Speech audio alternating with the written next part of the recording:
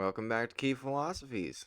Today we're going to continue with Chapter 1 of Matrix 3 Psychosocial, Chemical, Biological Manipulation of Human Consciousness. We're going to finish this Chapter 1, and this part will start with human etheric structures. There is nothing in the manifest universe which does not possess an energy form, subtle and intangible, yet substantial, which controls, governs, and conditions the physical. With reference to the physical body, it is termed the etheric body. This energy form is itself conditioned and governed by the dominant solar or planetary energy, which ceaselessly creates it, changes, and qualifies it. The etheric body, in the vast energy, the mass of humanity are still Atlantean or astral in their nature. The etheric body is composed of interlocking and circulating lines of force emanating from the many levels of consciousness of our planetary life.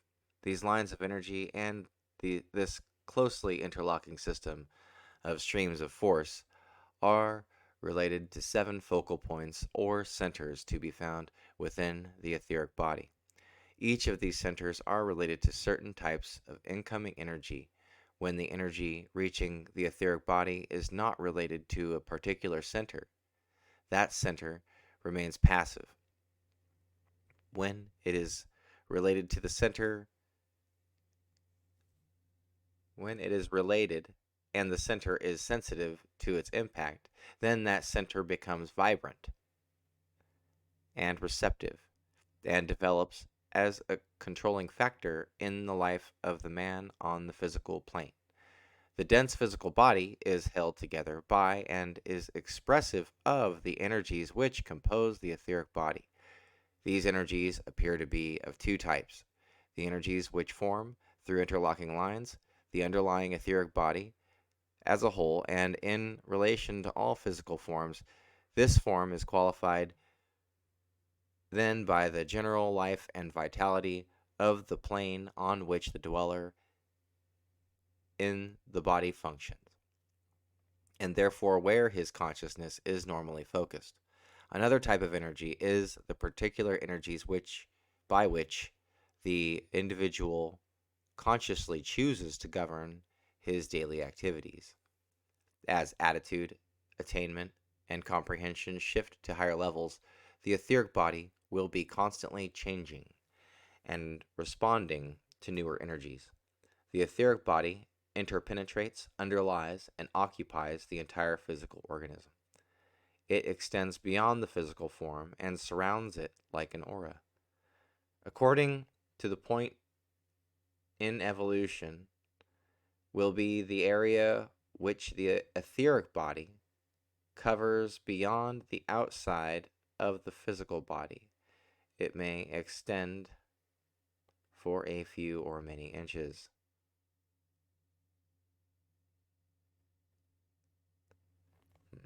Within the physical body, the network of the etheric body is to be found permeating every single part.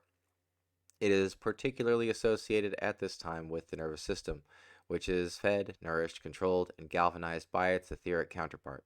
This counterpart is present in millions of tiny streams or lines of energy, to which the Eastern occultist has given the name nadis. These nadis are the carriers of energy. They are in fact the energy itself and carry the quality of energy from some area of consciousness in which the dweller in the body may happen to be focused.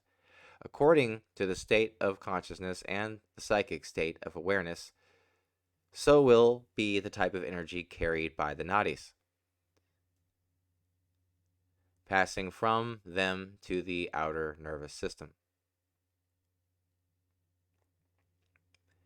And you'll see an illustration here. The 7-layer auric body system. You'll notice 7 being used in many religious systems. And I think a lot of that really truly relates to this. And as we go through other material, I think that will become evident. So we have the etheric body, the mental aspect, celestial body, emotional aspect, etherical template, physical aspect, astral body, heart center, mental body, lower mental aspect, emotional body, lower emotional aspect, and etheric body, lower etheric aspect. So this would be like your harmonic space here. So you have the physical plane, the astral plane, and the spiritual plane. So these are what these areas relate to, the 7 layers, the 7 chakras, auric system. You'll see the aura and the spiral.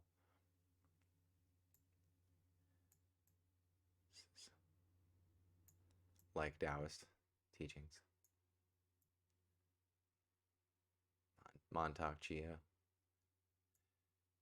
Continuing, it must always be remembered that the 7 energy centers are not within the dense physical body. They exist only in etheric matter and in the etheric so-called aura, outside the physical body. They are closely related to the dense physical body by the network of nadis. 5 of the centers are to be found in the etheric counterpart of the spinal column, and the energy passes through the spinal vertebrae and circulates then through the etheric body as it is interiorly active within the physical vehicle. 3 head centers exist, one just above the top of the head, another just in front of the eyes and forehead, and the third at the back of the head, just above where the spinal column ends. In practice, the center at the back of the head is not counted in the initiation process any more than is the spleen, so we have the 7 centers to examine. The powerful effect of the inflow of energy via the energy body has itself automatically created these centers or reservoirs of force. The effect of these 7 centers upon the physical body in due time produces condensation, or a state of what is called attracted response from dense matter. And thus the 7 major sets of endocrine glands slowly come into functioning activity. The whole development of the etheric body falls into 2 historical stages. The first stage is that in which the etheric energy flowing through responsive centers and creating endocrine glands as a consequence gradually begin to have a definite effect upon the bloodstream. The energy worked through that medium solely for a very long time. This still remains true for the life aspect of energy animates the blood through the medium of the centers and their agents, the glands. Hence, the words in the Bible that the blood is the life. Secondly, as the race of men developed and consciousness grew greater and certain great expansions took place, the centers began to extend their usefulness and to use the nadis, and thus to work upon and through the nervous system. This produced conscious and planned activity upon the physical plane. The energy tubules or nadis pass to certain areas of the body in 3 ways: through the 7 major centers, through the 21 minor centers, through 49 focal points scattered all over the body. The physical body, therefore, is triple in design. There is the etheric body, the nadis system, and the dense physical body. Telepathic activity. Telepathic activity appears to be present in 3 modes in developing human beings. Instinctual telepathy is based upon those impacts of energy which come from one etheric body and make an impression upon another. The medium of communication employed is the etheric substance of all bodies, which is necessarily one with the etheric substance of the planet. The areas around the solar plexus are sensitive to the impact of etheric energy, for this area in the etheric body is in direct touch, as it were, with the astral body. The feeling body, also close to the solar plexus, is found that center near the spleen, which is the direct instrument for the entrance of prana into the human mechanism. Prana might be defined as the life essence. This instinctual response to etheric contact is said to be the mode of communication in Lemurian times. A largely took the place of thought and speech. It concerned itself primarily with two types of impressions: that which had to do with the instinct of self-preservation and that which had to do with self-reproduction. A higher form of this instinctual telepathy has been preserved for us in the expression we so frequently use, "I have a feeling that," and allied phrases.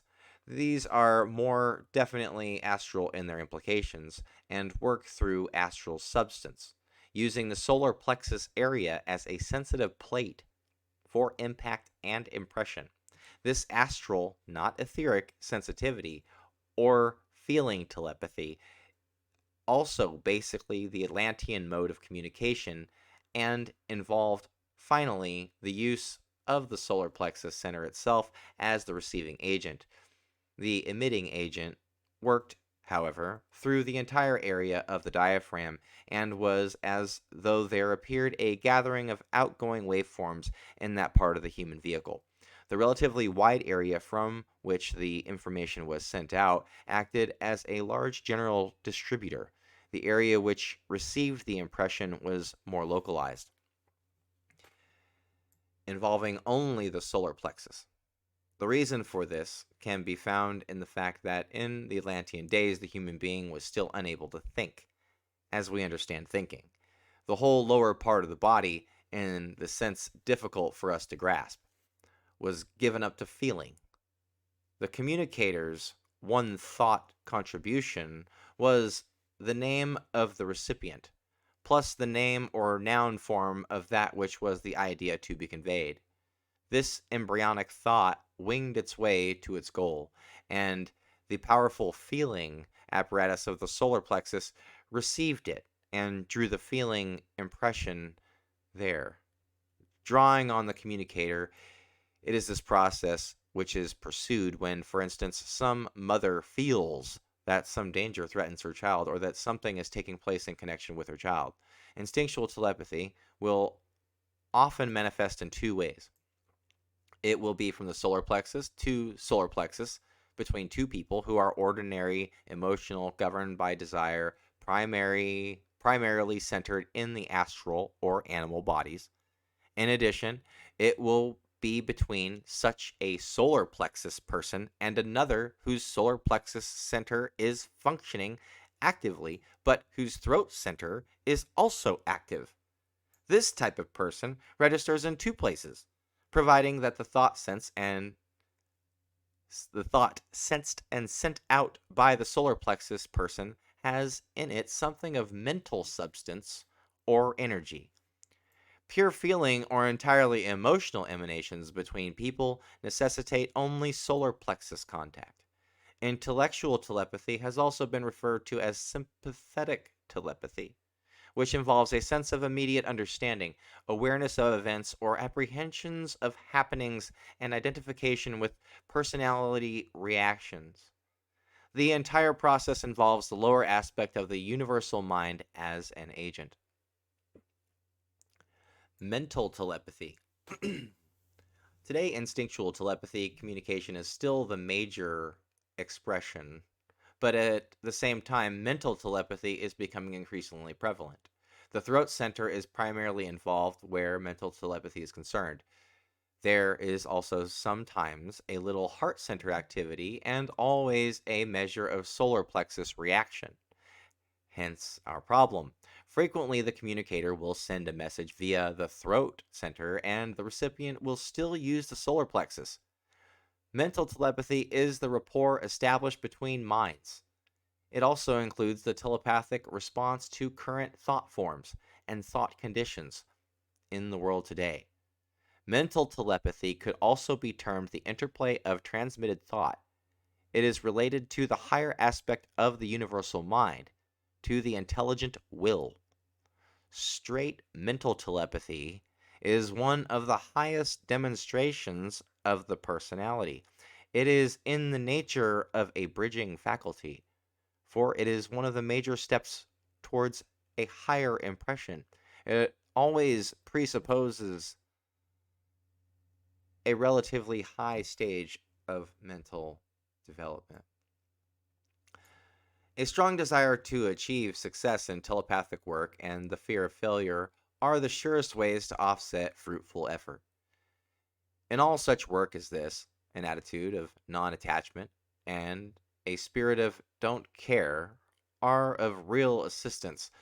Emotion and the desire for anything on the part of the receiver create streams of energy which rebuff or repulse that which seeks to make contact, such as the direct thought of someone seeking rapport. When these streams are adequately strong, they act like a boomerang and return to the emanating center, being attracted back there by the power of the vibration which sent them forth.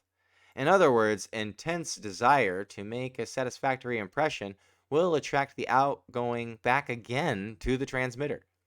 You can see, therefore, how a cultivation of detachment is a necessary qualification for success in telepathic work. And I'll say many other things. Intuitional telepathy. Intuitional telepathy is one of the developments upon the paths of the initiate. The area involved is the head and the throat, and the three centers which will be rendered active in the process are the head center, which is receptive to impressions from higher sources, and what is called the ajna center, which is receptive to intuitional impressions. This ajna center between the eyebrows can then broadcast what which is received and recognized, using the throat center as the creative formulator of thought and the factor which embodies the sensed or intuited idea. The truly telepathic individual is one who is responsive to impressions coming to him from all forms of life. Intuitional telepathy begins to manifest increasingly among advanced human beings. This indicates soul contact and the consequent awakening of group consciousness. For sensitivity to intuitional impressions has to do only with group concerns. Group telepathic work. The course of evolution is taking the human species toward eventual work together as a group where telepathic work is concerned. There are several factors which appear to govern united group telepathic work.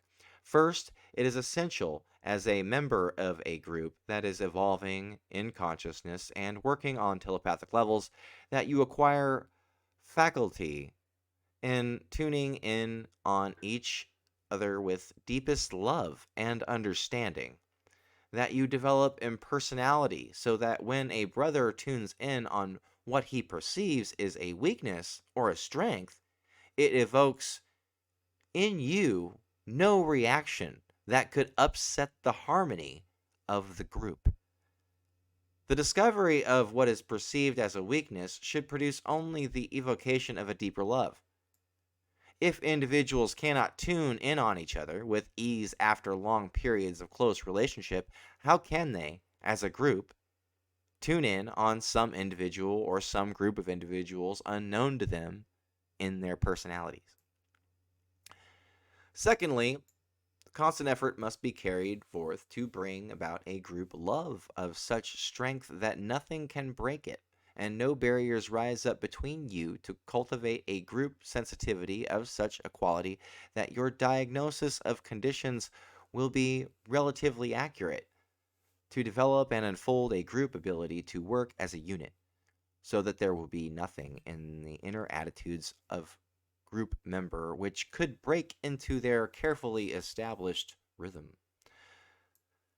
Thirdly, any group working along telepathic lines must be carefully controlled. Any group effort which seeks to impress the mind of any subject, whether an individual or a group, must be guarded as to motive and method.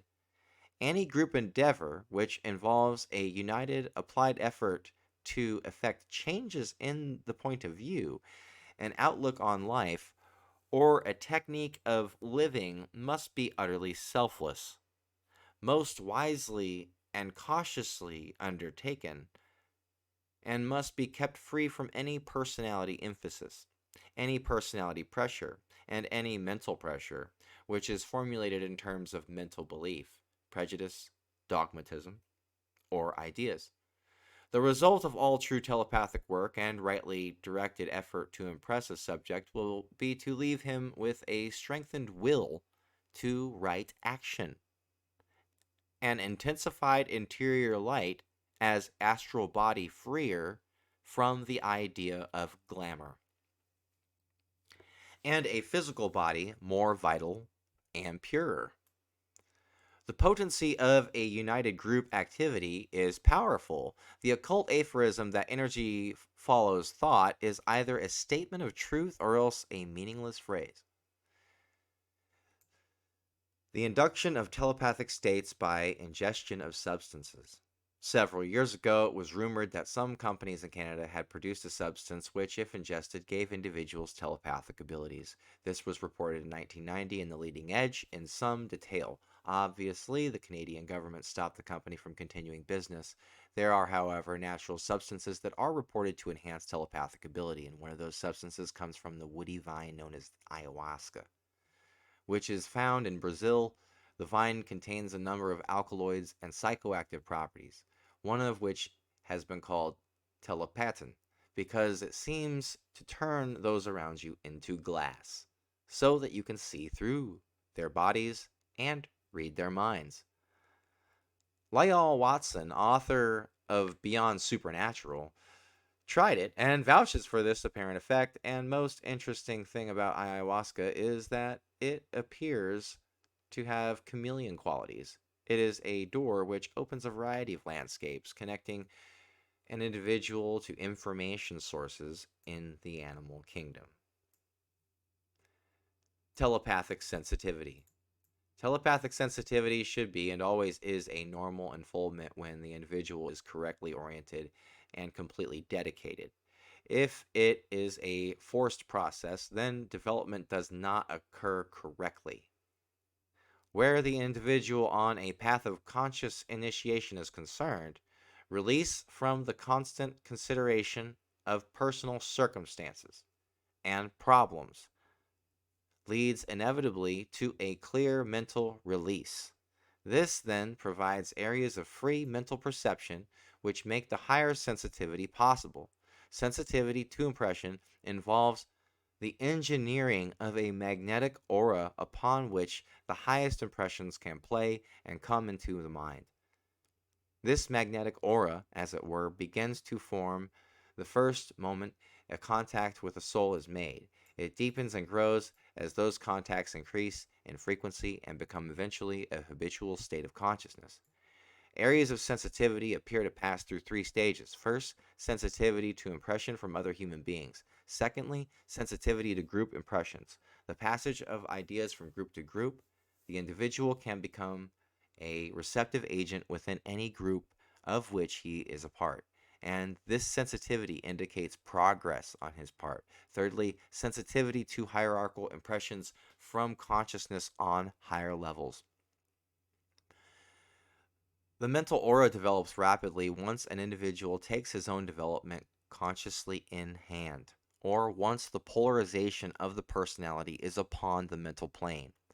The time will come when the mental energy will obscure the emotional or astral energy, and then the soul quality of love will create a substitute. Scientific data about telepathic receiving states. Activation on the parasympathetic nervous system is associated with an increased degree of sensitivity for telepathy. When the parasympathetic system is activated, an increased amount of acetylcholine is released. A sense of traveling clairvoyance is also apparent, as well as relaxation, well being, and pleasure. The parasympathetic nervous system is mildly motivated by an excess of negative ions in the atmosphere. It was found that an excess of negative ions significantly increased telepathic scores over control level scores. It can also be mildly activated by use of the skeletal muscle system. Scientific data has also been gained relative to telepathic scores and breathing. The highest scores in laboratory trials were associated with respiration through the left nostril, charged ions collected on the roof of the nasal passage, and exert a paramagnetic effect on the brain or on the expansion of the psi plasma. Telepathic reception. The first stage of correct telepathic reception is the registering of an impression. It is generally vague in the beginning, but as a thought, idea, purpose, or intention becomes more concrete, it slips into the second stage, which appears as a definite thought form. Finally, that thought form makes its impact on the consciousness of the brain in the location lying just beyond the area between the eyes, consequently, in the area of the pituitary body. It can appear also in the region of the solar plexus center. For those who are conditioned by the elements of the personality, the impression is the factor of importance. Their consciousness is impressed, and so sensitive is their response to the higher impressions that they absorb the impression so that it becomes part of their own energy. Telepathic sending states are characterized by sympathetic nervous system activity. The sympathetic nervous system is activated by adrenaline like compounds and is antagonistic to the parasympathetic nervous system. The sympathetic nervous system is associated with the fight or flight action or emotional conditions that embody a threat. The telepathic sending states, which are characterized by the use of the sympathetic nervous system, are sometimes referred to as crisis telepathy, which involves a sending individual who is under stress, prompted by need, and carrying a message of biological significance. The literature and folklore of most people include such events. Reports of crisis telepathy are common enough in our own culture. Many people claim to have direct knowledge of sinking of the Titanic. Most of the best evidence comes from less technical, less skeptical cultures, and much of the evidence suggests that crisis calls are not so much broadcast as finely focused. One interested example concerned a Cajun from New Orleans, a tough 32-year-old Creole who joined the crew of a fishing boat working deep waters at the northwest end of the Hawaiian Islands. On the evening in question, they had been troweling, and in a quiet moment, the man decided to go to the crew quarters. As he grabbed the hatch rail, he slipped and fell flat on his back on the deck below. Nobody saw the accident, and the man lay there paralyzed and in pain. He was convinced that he was about to die and wondered what would come of his young American friend Millie.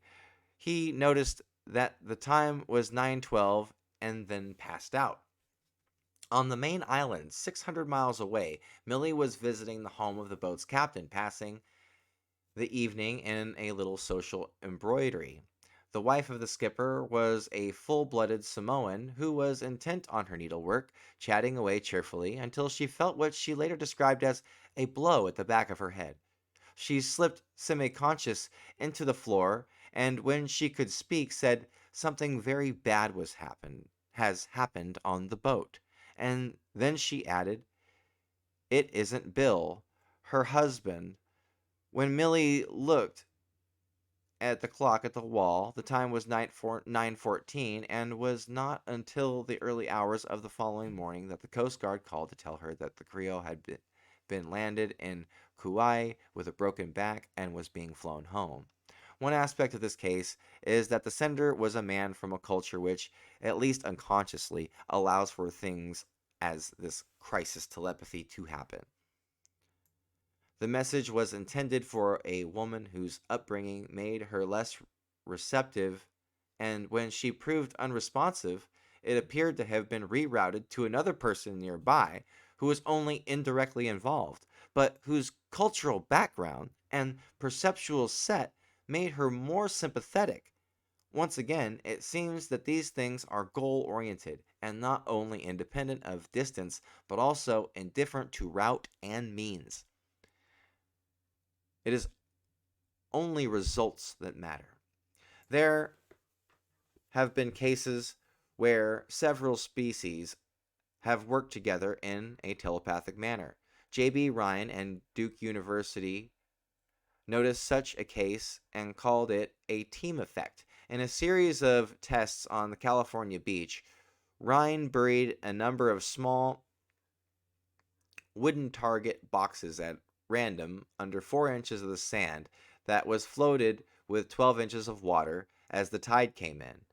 Raking of the sand and subsequent disturbance of the water and wind made it impossible to detect the sites visually, and unlikely that the target left olfactory or any other clues to their precise location. 2 German Shepherd dogs were able, in a series of 203 trials, to locate the hidden boxes underwater with a success rate of 38.9%. The odds against them doing so purely by chance were 1,000,000,000 to 1. They were able to do this provided that they were accompanied by their trainer and were being observed from a distance and out of sight and hearing by the person who had buried the box.